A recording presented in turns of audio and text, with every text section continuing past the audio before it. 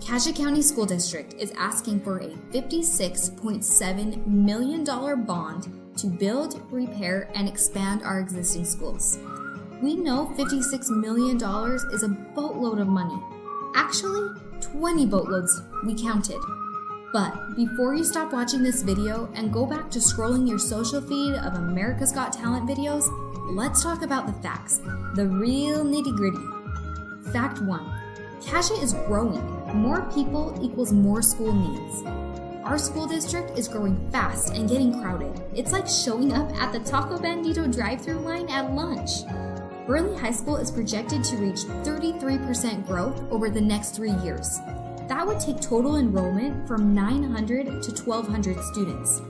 Now look at the total district enrollment trend over the past 15 years.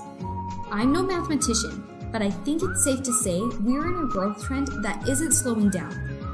You can see a list of the planned additions and upgrades for all communities at yesforcassiaschools.com. Bottom line, we need more space, which is exactly the same thing my boyfriend told me in high school. Fact 2. We have a consolidated district, and as a result, we have more needs.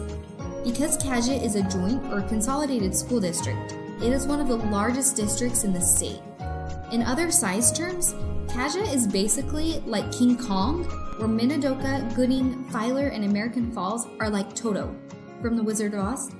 Some of these other school districts are passing smaller bond amounts simply because they have fewer facilities to maintain and fewer people in their district. Cassia County's requested bond amount is proportional to bonds requested in other communities. For example, Minidoka is asking $20 million for 8 facilities. How many facilities does Cassia have to maintain?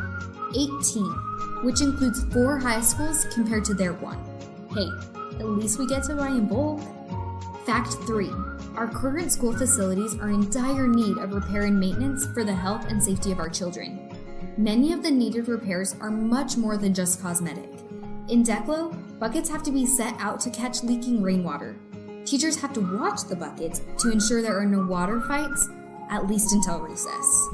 Dworshak doesn't have any air conditioning and relies on a boiler that has been around since the Nixon administration.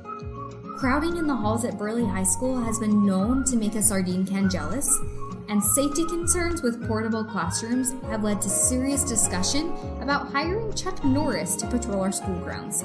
Simply put, we've got more issues than a magazine stand. Fact 4. It's up to us to build our schools. Strap in because things are about to get technical. The state leaves the burden of school construction up to local districts by way of local taxes.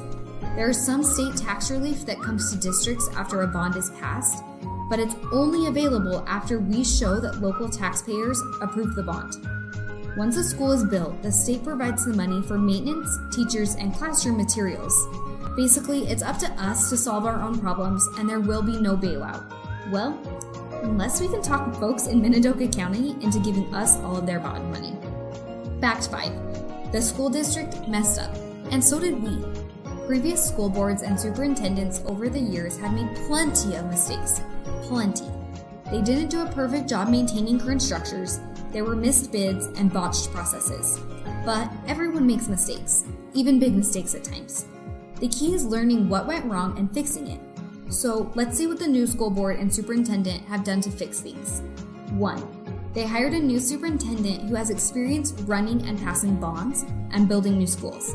He might also be a superhero. We cannot confirm nor deny that. 2. A new maintenance plan, procedures, and managing software were put into place to keep up the buildings we operate. 3. Architectural designs were created, budgeted, and cost estimates were vetted independently. In a nutshell, the school board fixed their mistakes. For that, their new name should be Cool Board. Okay, that was dumb. And us as a community, where did we go wrong? We passed the buck. We expected Outback Steakhouse on a Burger King budget. We went beyond frugality and entered into the dreaded cheapskate territory, and it caught up to us. However, we have seen the outcome, paid the price, and elected school board members to help us make bond decisions and recommendations that we can be proud of. So now what? What can you do? We can do nothing and hope that the dilapidated elephant in the room that just keeps getting bigger goes away. Or we can show the future generations of Cassia County that we believe in them and our community. We can spend time learning about the planned improvements. We can spend time spreading the word that you support the bond. And we can spend time helping people register to vote. Your community needs your support and your vote. Go to yesforcassiaschools.com to learn about the improvements the bond will bring the community and what it means for you and our children. It's time we do the right thing and vote yes for Cassia Schools on March 12th. Remember to share this video, comment on it, and spread the word because the bond train is coming to town and we need everyone on board. Paid for by Yes for Cassia Schools, S. Matthew Cook, Treasurer.